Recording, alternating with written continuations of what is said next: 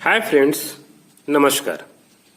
आज मैं एक महत्वपूर्ण टॉपिक मोललता पे आपको विस्तृत जानकारी प्रदान करूंगा।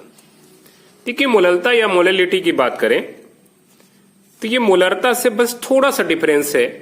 उसमें क्या है, रता शब्द है, इसमें क्या है, लता है। मोलेरिटी और मोलेलिटी। आज इसके अंतर्गत जो विषय पढ़ेंगे हम, पहला जानेंगे मोललता क्या है, दूसरा टॉपिक हम जानेंगे मोललता का गणितीय सूत्र क्या होगा, और तीसरा हम जानेंगे मोललता से संबंधित किन गणितीय प्रश्नों को हम यहाँ पर हल कर सकते हैं। ठीक है, अगर मोलरता को हम समझना चाहें तो हम यहाँ पे एक एग्जाम्पल चल सकते हैं। यहाँ पे 2 बिलियन दिया हुआ है। यहाँ पे देखिए 1 किलोग्राम जल है, या हम कह सकते हैं 1000 ग्राम जल है।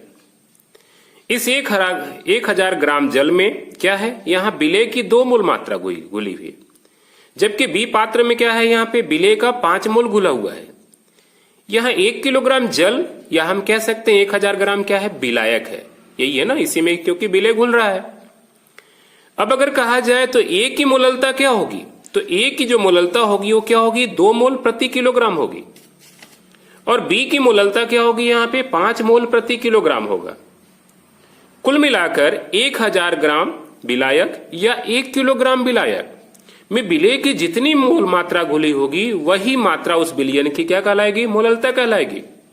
इसीलिए ए की मोललता क्या होगा, 2 मोल प्रति किलोग्राम होगी, और बी की मोललता क्या होगी, 5 मोल प्रति किलोग्राम होगी।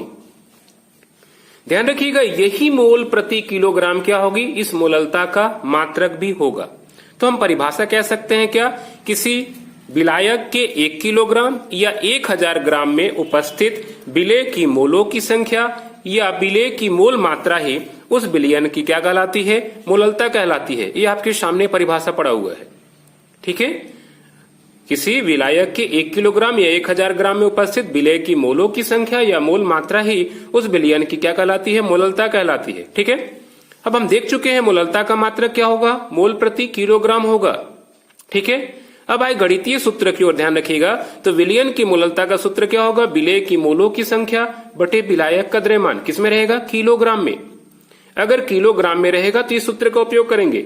अगर इसी किलोग्राम को हम ग्राम में चेंज करेंगे तो कुछ नया सूत्र ऐसा होगा। कैसा होगा, विलयन की मोललता बराबर विलेय की मोलों की संख्या इंटू 1000 बटे कितना, विलायक का द्रव्यमान। किसमें, ग्राम में। ध्यान रखिएगा, किलोग्राम को ग्राम में कन्वर्ट करने के लिए हमने क्या किया, 1000 का मल्टीप्लाई कर दिया, तो ये हमारा दूसरा सूत्र हो जाएगा। ठीक है, देखिए हम देख चुके हैं क्या, इसमें क्या है, विलायक का द्रव्यमान तो हमको पता रहेगा। विलेय की मोलों की संख्या क्या होगी, तो विलेय की मोलों की संख्या के लिए क्या फार्मूला होता है, तो आपको पता होगा, विलेय की मोलों की संख्या बराबर होता है विलेय का द्रव्यमान बटे विलेय का अणुभार।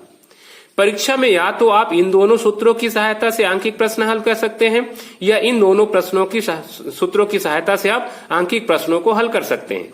वैसे अगर बेहतर देखा जाए तो इन दोनों सूत्रों को आप लगा करके आंकिक प्रश्न हल करेंगे, ज्यादा बेहतर होता है। तो हमने क्या किया है, इन दोनों सूत्रों को मिला करके एक नया सूत्र बना दिया। ये सबसे बेहतर कह सकते हैं क्या है, फार्मूला है। किसका, मोललता ज्ञात करने का। क्या हो जाएगा, विलेय का द्रव्यमान गुणित 1000 बटे विलेय का अणुभार इंटू विलायक का द्रव्यमान। सिंगल सूत्र है, केवल और केवल आप इस सूत्र को आप क्या करेंगे, उपयोग करेंगे। तो इस सूत्र की सहायता से क्या कर सकते हैं, सरलता से मोललता आप ज्ञात कर सकते हैं। आपके समक्ष देखिए हमने एक सवाल यहाँ रखा है। ठीक है, ये सवाल है, 30 ग्राम ग्लूकोज को 500 ग्राम जल में घोलकर क्या किया है, विलयन तैयार किया गया है। ठीक है, विलयन की क्या करिए, मोललता ज्ञात कीजिए। विलयन की मोललता ज्ञात कीजिए। तो देखिए सवाल में क्या क्या दिया हुआ है, अगर गौर से देखें यहाँ पे तो सवाल में दिया है ग्लूकोज जो कि क्या है, विलेय का काम कर रहा है, उसकी मात्रा 30 ग्राम है। जल जो कि यहाँ विलायक का काम करेगा, उसका द्रव्यमान क्या है, 500 ग्राम है। अब इसी सूत्र को हम लगा रहे हैं। ध्यान रखिएगा, विलेय के रूप में हमको पता है ग्लूकोज, तो हम क्या करेंगे, विलेय की जगह ग्लूकोज लिखेंगे। ठीक है, और विलायक की जगह हम क्या लिखेंगे, जल लिखेंगे। तो हम इस प्रकार सूत्र कैसा लिखेंगे, ये लिख देंगे मोललता का सूत्र। क्या हो जाएगा, ग्लूकोज का द्रव्यमान गुणित 1000 बटे ग्लूकोज का अणुभार गुणित जल का द्रव्यमान ग्राम में। अब देखा जाए तो ग्लूकोज का अणुभार कितना होता है, 180 होता है। अब कहेंगे कैसे आया, तो ध्यान रखिएगा, ग्लूकोज का अणुभार ज्ञात करने के लिए आप क्या करेंगे, सीधी सी बात है, यहाँ पे ये आप सूत्र को आप अलग से निकाल लेंगे रफ काम में। देखिए ग्लूकोज का सूत्र क्या होता है, C6H12 वो 6 होता है। कार्बन का परमाणु भार 12, हाइड्रोजन का 1, ऑक्सीजन का 16। 6 कार्बन है तो 12 छक 72, 12 हाइड्रोजन है तो 12 एकम 12, और ध्यान रखिएगा ऑक्सीजन का 16 होता है, 6 ऑक्सीजन है, 16 6 96। इन तीनों को जोड़ेंगे तो अणुभार हमको कितना मिल जाएगा यहाँ पे 180। तो हमने यहाँ ग्लूकोज का अणुभार कितना रख दिया 80।